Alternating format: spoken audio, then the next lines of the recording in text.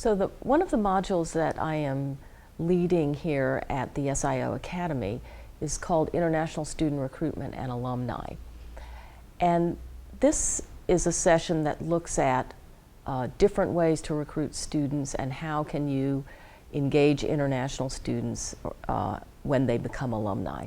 The one thing I would like participants to take away from this session is the concept that international student recruitment is a process, and it is not only bringing students to the university, but you need to make sure that recruitment starts with bringing them and ends when they leave. And it's not just at the beginning, but it's an entire range of activities that need to be present for international student recruitment to be successful.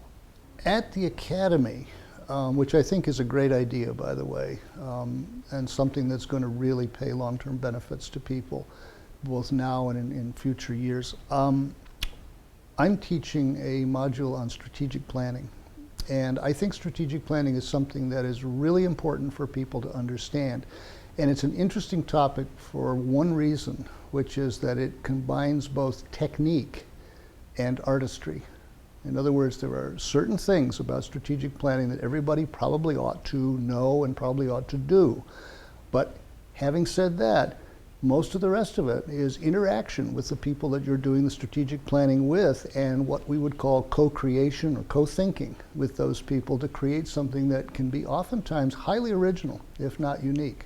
So there isn't a recipe book for this, but there are a set of basic do's and don'ts. And I'm going to cover those in the module that I teach in the Academy, and then we're going to rely on people's creativity and innate energy to take it from there.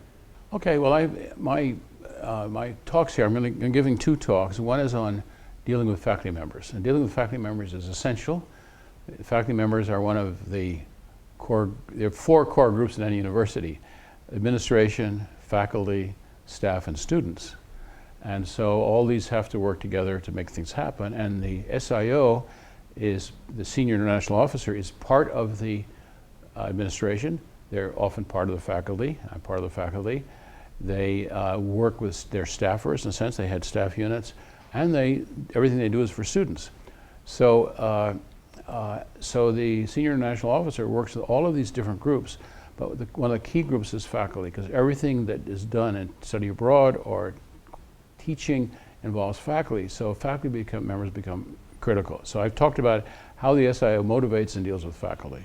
The second thing I talked about is curriculum. What is the content of what we teach at Duke and in other universities, and what are the issues in internationalizing the curriculum, which I happen to feel very strongly is a not fully met challenge. There's a lot of stuff to do to make universities more international in terms of what they teach, and that's the subject of my other talk. So in terms of the topics that we're covering at the Academy, we each decided to pick strategies that might be helpful for that. And one of the areas that I was tasked with was relating to administration. So I think one of the biggest challenges for SIOs and the work that we do is how do we understand where the administration, whether it's upper administration or our peers, what are the things that we need to know to understand what keeps our presidents up at night, what keeps our provost occupied, so that we can have our messaging in that way that helps the institution move forward. Because if we're not successful at understanding that, we're not going to be able to move the internationalization agenda very well forward. So the challenges of doing strategic planning or doing any sort of SIO work at universities are really kind of far too numerous to mention, but two or three that are really important. SIO's jobs are difficult because you're dealing with the entire campus constituency. And so these are creative intelligences scattered all across the campus with backgrounds in different disciplines. And one of the things SIOs need to be able to do is work with those very, very diverse people in order to create something that they can all pretty much buy into and benefit from. There are other challenges. One of the ones that's been coming up again and again in our academy is the fairly rapid turnover rate among higher-ups, presidents, provosts, boards of trustees, and this poses problems of its own. I think that's a rather unusual problem that we're still trying to figure out how to solve. There is one aspect of internationalization that I think is the biggest challenge ahead of us, and that is internationalizing the curriculum. The American curriculum and the standard curriculum in an American university or college, which is, by that I mean the required courses that every student must take, is still a 19th century curriculum. It's very Eurocentric. It looks at American history, European history. It's based on most languages, European languages that you study.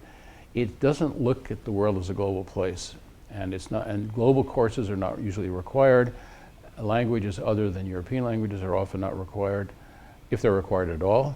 So there's a lot to do to prepare our students to be global citizens or to be globally competent, and that's the challenge, and that has to involve a curriculum.